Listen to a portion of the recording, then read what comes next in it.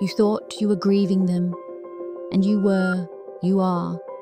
But somewhere along the way, maybe quietly, maybe suddenly, you realized something else was missing too.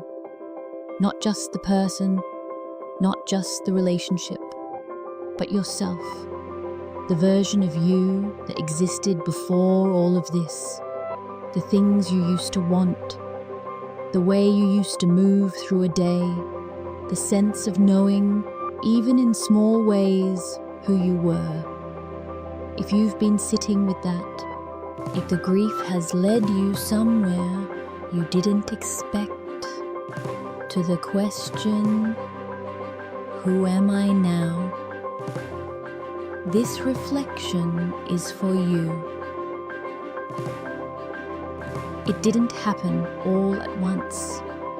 When you love someone deeply, when you let someone in, when you build a life around another person or around a version of yourself that existed inside that relationship, you weave yourself into them.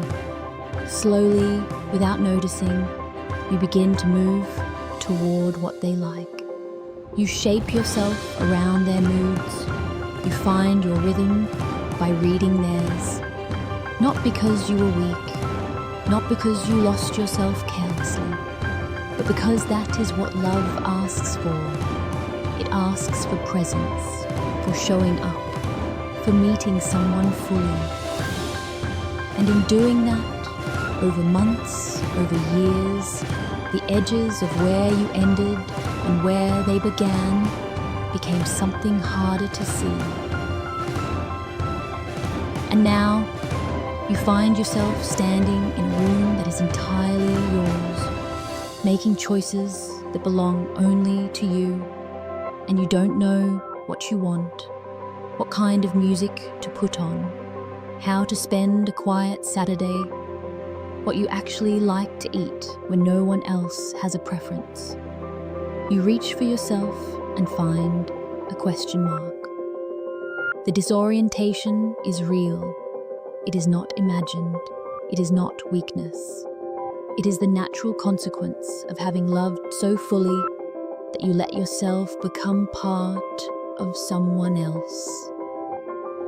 And now you are in the work of finding the edges again,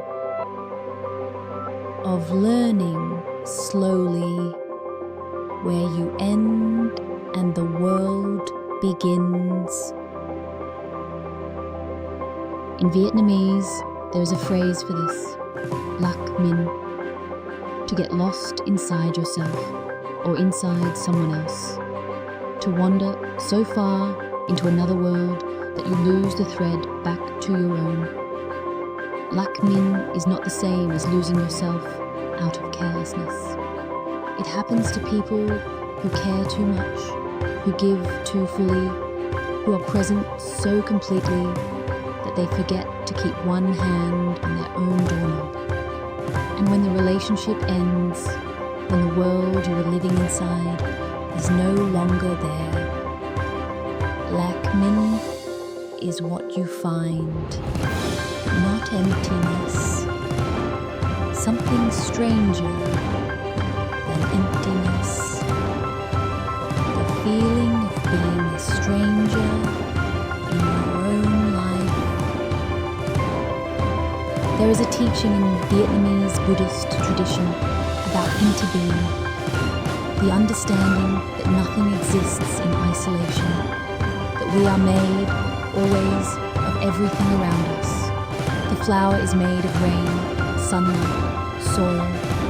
The person is made of every love, every loss, every voice that has ever reached them. When you were in that relationship, you were made partly of them, of the morning routines you shared, of the language that existed only between you, of who you became in the presence of that love.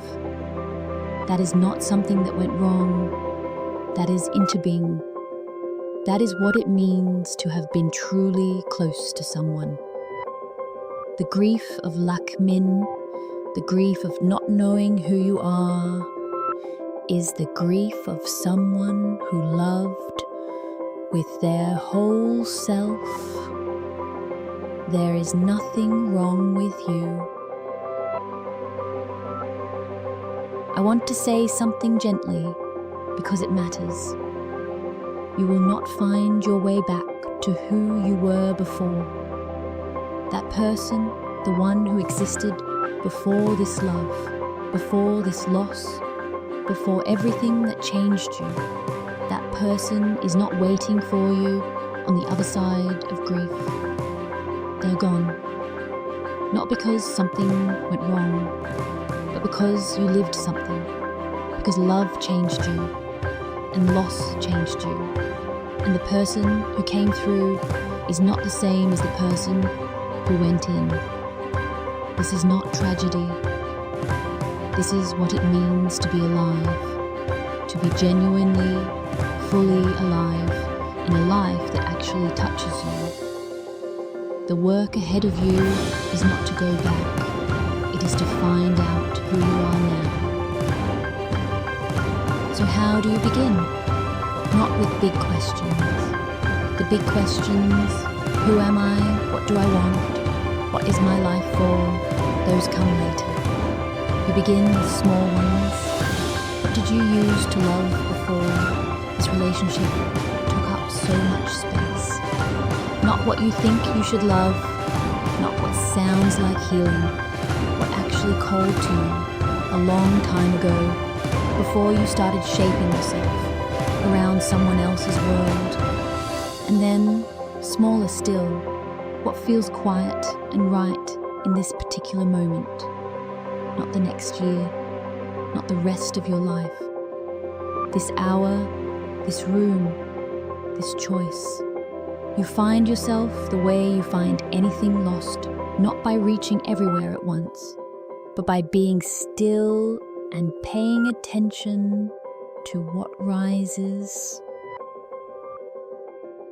Not knowing who you are is one of the hardest places grief can take you, because it asks something that loss alone doesn't ask. It asks you to begin again. Not from nothing, you carry everything you have lived. Every love, every loss, every version of yourself that you have already been.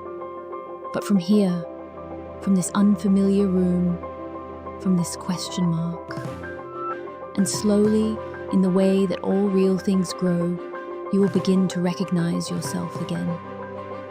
Not the old self, something new, something that could only exist because of everything you have already been through. Let that be enough for today. You don't have to know the answer yet. You only have to stay curious about who is still here, still standing after all of it. If you want to hear this same disorientation told from the inside, in first person, raw and close, there is a story on what remains. The link is below.